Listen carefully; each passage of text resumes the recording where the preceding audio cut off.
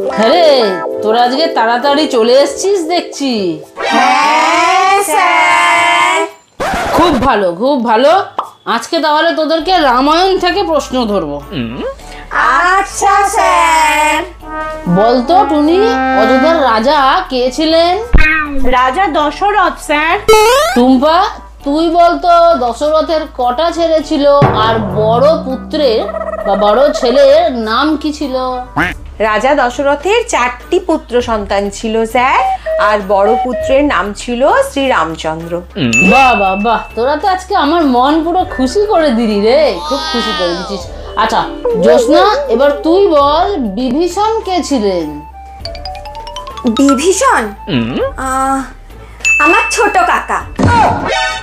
তোর ছোট কাকা? হ্যাঁ স্যার, মা বাবা বলে আমার ছোট কাকাই ঘরসত্য বিভীষণ। তাই আমি ভাবছিলাম যে তোরা সবাই কি করে আজকে খুব ভালো উত্তর দিচ্ছিস, কেউ তো একজন বিজ্ঞানী।